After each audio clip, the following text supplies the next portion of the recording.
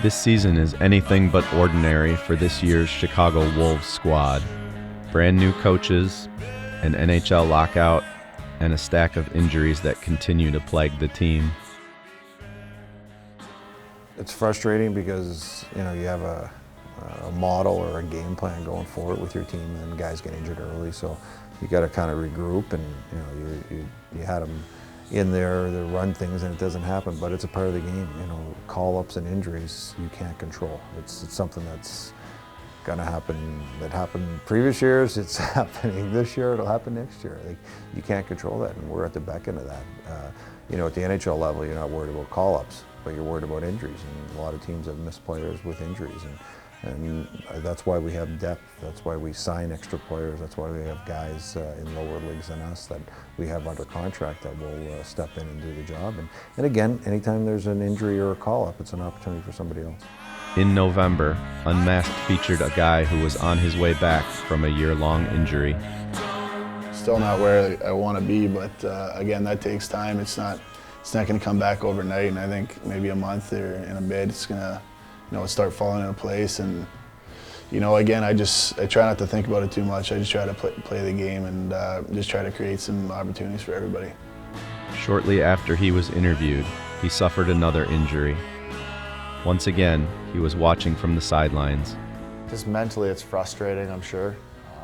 I know he was frustrated at the start of this year just because his game wasn't where he wanted to be, but that was due to missing a whole year of hockey, and that's a tough thing to come back from when you miss a whole year and be able to play at the top of your game. It takes time, and like I said, it was coming around when he got injured again, so I'm sure mentally that was very frustrating for him. I know because he loves to be out there and he loves to play, and to watch from the sidelines, I've been there before, and it's not a great feeling to, when guys are winning games and you're just sitting around in the dressing room all the time and you're not being a part of it. So I'm sure he's excited here. He's starting to get, like you say, get back into skating and getting on the ice with the guys, and that right there in itself is mentally is a nice thing to have.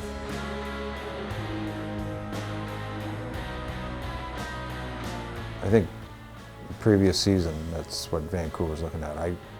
I highly recommended him when they were asked for a player of his ability and what he does out in the ice. He's a high energy guy, and they needed somebody like that in Vancouver. So that Steve Pinizzano was my suggestion. Totally agreed by their staff. So he actually played so well in training camp last year. He made Vancouver until he got injured up there, and he's the same way here right now. I think once he gets healthy, maybe get some games in, he'll end up back in Vancouver.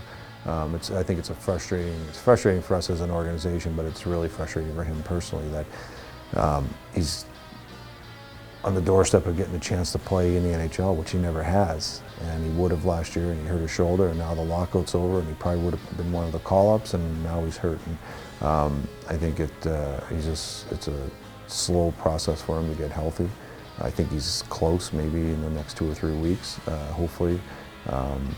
Without any setbacks, he'll be back, maybe play some games for us, and I would not be surprised if he ends up back in Vancouver.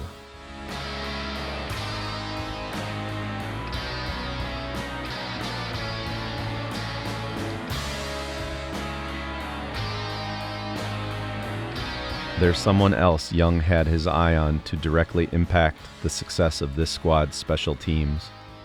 Patrick Mullen, in the summer, he was one of my main target guys to get for us, and with Vancouver depth and a chance to play in Vancouver. And he was going to do the same thing for us that he would do in Vancouver. He would be an anchor on the power play. And again, by design, we just don't sign players. We have a role for every player. And Patrick Mullen was signed to quarterback our power play.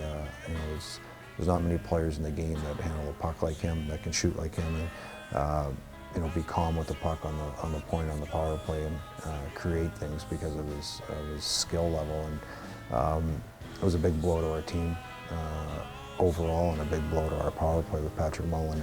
And he will not be back this year. It's going well, but nowhere near he can have any activity on the ice, and never mind any contact on the ice.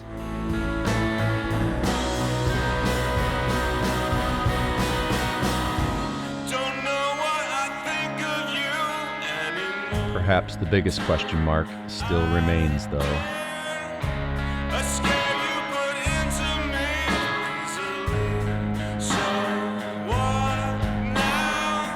You know what, we are in a position right now with Eddie, it's at Eddie's pain tolerance, I guess, in so many words. We've done every test on Eddie that we can.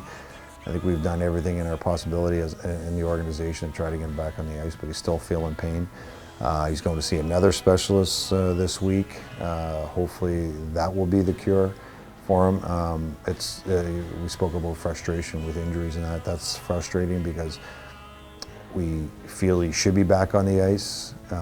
He feels the same way. He feels the same frustration and wants to be back out on the ice, but the pain is still there. You know, he has good days and bad days, and especially being a goalie, the way he plays, he has to have flexibility in his, his hip and his groin, and that's we got to try to figure this out and get him to a point where he's back on the ice. Concerning number one, Matt Climby's been phenomenal for us, and right now it's if Eddie comes back, he's got to fight back for his job. He's not, just because he comes back, he doesn't get the number one job, and that's the way we've always been here as an organization. There's never usually a clear-cut number one. We like to have two number one goalies in our organization. I think we've always had that here, that any given time somebody can step in and play, and that's, again, by design. Matt Climby's under contract with the Chicago Wolves for a reason, and that's why, because we know how good Matt Climby is. And Eddie's been off a long time, so when he comes back, he's got to work himself back in. And Matt Climby did it last year too. When Eddie got hurt and Eddie was struggling a little bit, Matt came in and became the goalie to go to.